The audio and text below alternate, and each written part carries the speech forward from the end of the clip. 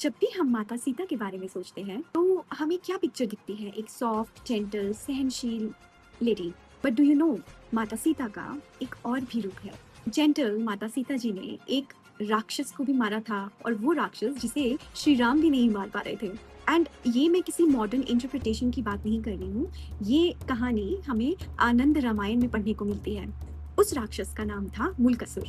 वो कुंभकर्ण का बेटा था, और रावण की डेथ के बाद रिवेंज लेने के लिए उसने लंका पर अटैक किया और विभीषण को गद्दी से हटा दिया। एंड उसके बाद उसने सीधा श्री राम जी को युद्ध के लिए चैलेंज किया। बट उसके पास एक वरदान था, एक गुण था कि उसे कोई भी ऐसा क्रीचर नहीं मार सकता जो गर्भ से पैदा हुआ हो। श्री राम जी बाण पर बाण चलाते हैं लेकिन उसको कुछ नहीं होता।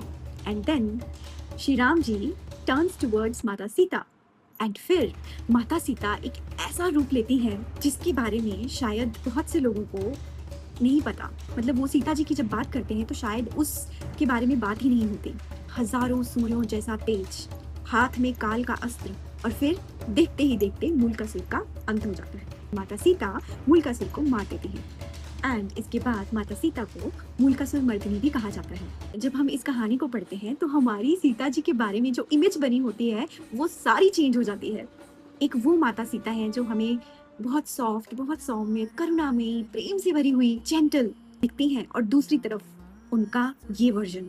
उनके बचपन की स्टोरी भी हम सब ने सुनी है कि कैसे खेल खेल में माता सीता ने उस शिव धनुष को ऐसे ही उठा लिया था। वो शिव धनुष जिसको बड़े बड़े राजा, बड़े बड़े महारथी स्वयंवर में उठाना तो दूर हिला भी नहीं पाए थे।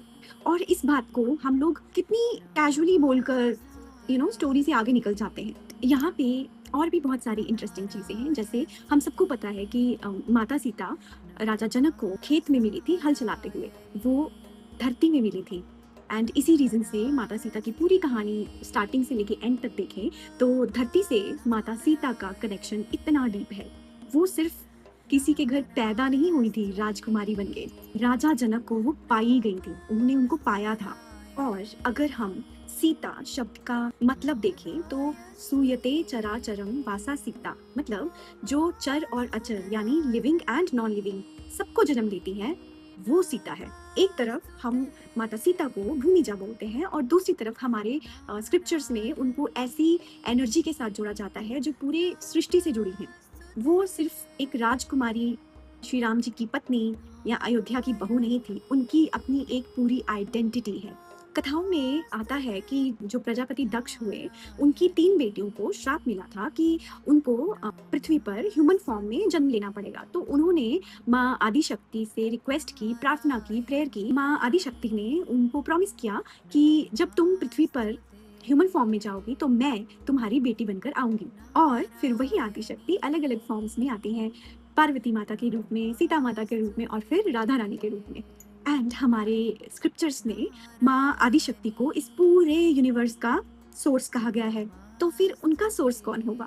इसलिए माँ की जितनी भी फॉर्म्स हैं जो हमें देखने को मिलती हैं, वो पैदा नहीं होती हैं, वो हमेशा प्रकट होती हैं या पाई जाती हैं। राधा रानी वृषभानु जी को मिली, पार्वती माता मैना देवी को मिली, और सीता माता राजा जनक को मिली। एंड अगर हम सीता जी की कहानी को देखें तो इसमें सॉफ्टनेस और पावर एक साथ चलती है। यूजुअली हम इन दोनों को ऑपोजिट मान लेते हैं। जैसे कोई लड़की अगर बहुत सॉफ्ट है तो वो स्ट्रांग नहीं होगी, अगर कोई लड़की बहुत केयरिंग है तो वो अपने लिए स्टैंड नहीं ले पाएगी, and if she is very feminine तो उसमें वो वाली पावर नहीं होगी। और जो माता सीता की स्टोरी है वो इस पूरी इक्वेशन को ही चेंज कर देती है, क्योंकि उनकी पूरी स्टोरी में उनके बड़े बड़े डिसीजंस देखो। जैसे वनवास में जाना हो तो उन्होंने खुद डिसीजन लिया, अगर लंका में भी वो रही तो भी वो अपनी बात पे अड़ी रही। इन दी एंड अगर हम देखें तो अगर वो धरती में वापस गई, वो भी उनका खुद का अपना डिसीजन था। तो स्ट्रेंथ सिर्फ ये तो नहीं कि आप हर टाइम किसी ना किसी से लड़ रहे हो, क्योंकि कई बार हम ऐसी सिचुएशंस में होते हैं जहां हम कुछ चेंज नहीं कर सकते, कुछ बदल नहीं सकते,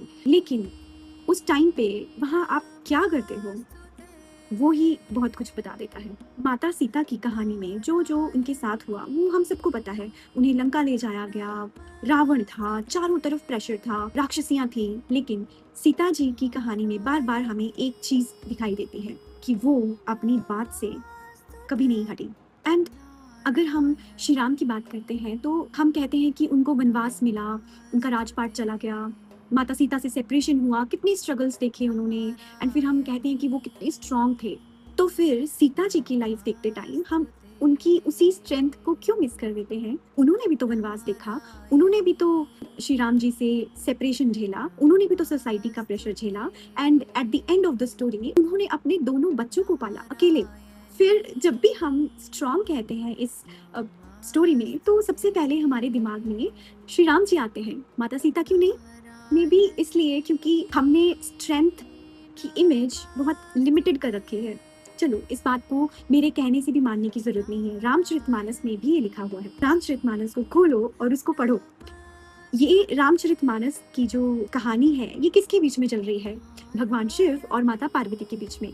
और उन्हीं की आपस की बातचीत में शिव जी माता पार्वती से कहते हैं, जासु अंश उपजही गुण खानी, अगणित लच्छी उमा ब्रह्माणी। मतलब जिनके अंश से अनगिनत लक्ष्मी, उमा, ब्रह्माणी जैसी देवियां आती हैं, वो माता सीता हैं। और इसके आगे उन्हें आदिशक्ति और जगमूला भी कहा गया है। एंड ये बात बहुत इंटरेस्टिंग है क्योंकि यहाँ पे उनको सिर्फ एक कैरेक्टर की तरह डिस्क्राइब नहीं किया जा रहा, उनको उस एनर्जी से जोड़ा जा रहा है जो जिससे बाकी सब देवियों के रूप जुड़े हुए हैं। डोंट फॉरगेट दैट एक तरफ हमें वो माता सीता देखने को मिलती हैं जो सॉफ्ट हैं, जेंटल हैं, करुणा से भरी हुई है, एंड वही माता सीता है जो जिनका रौद्र रूप मूलकासुर के सामने आता है। क्योंकि माता सीता को एक तरह की वुमेन बनकर रहने की जरूरत नहीं थी। वो प्रेम भी थी, वो सॉफ्टनेस भी थी, वो जेंटलनेस भी थी, और वो खुद के डिसीजन लेने वाली माता सीता भी थी, और जरूरत पड़ने पर वही माता सीता मूलकासुर मर्दनी भी थी।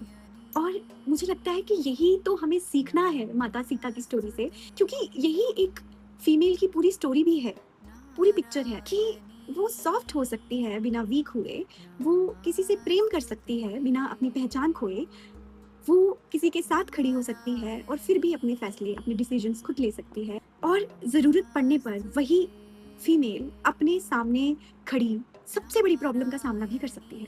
जो मैंने उनकी स्टोरी से सीखा वो ये है कि माता सीता हमें वुमेनहुड को छोड़कर पावरफुल बनना नहीं सिखाती। वो ये सिखाती हैं कि फेमिनिनिटी एंड पावर एक दूसरे के ऑपोजिट नहीं है। मुझे लगता है कि माता सीता को सिर्फ एक बेचारी बनाकर देखना भी गलत है, और उनको सिर्फ एक वॉरियर बनाकर देखना भी उतना ही गलत है, क्योंकि उनको किसी एक लेबल की जरूरत नहीं है। वो एक ऐसी फीमेल हैं जिन्होंने अपनी लाइफ के सबसे बड़े डिसीजंस खुद लिए, एंड हमारी स्क्रिप्चर्स में वो आदि शक्ति है। अगर हम वुमेन को सच में एम्पावर करना चाहते हैं तो मेरे हिसाब से स्टार्टिंग यहाँ से नहीं होनी चाहिए कि औरत को स्ट्रांग बनने के लिए कैसे होना चाहिए। मे बी स्टार्टिंग यहाँ से होनी चाहिए कि एक फीमेल को अपनी सॉफ्टनेस छोड़ने की ज़रूरत ही क्यों पड़े। एंड माता सीता की पूरी जर्नी में जो सबसे बड़ा लेसन है वो शायद यही है कि एक फीमेल को पावरफुल होने के लिए किसी और की जैसा बनने की ज़रूरत नहीं है। वो जैसी है उसे वैसे ही रहने का फ्रीडम होना चाहिए, उसे उसके पूरे स्वरूप में वैसे ही स्वीकार किया जाना चाहिए। और इसीलिए मेरे ओपिनियन में माता सीता श्री राम की कहानी का सिर्फ एक हिस्सा नहीं है, माता सीता एक पूरी कहानी है।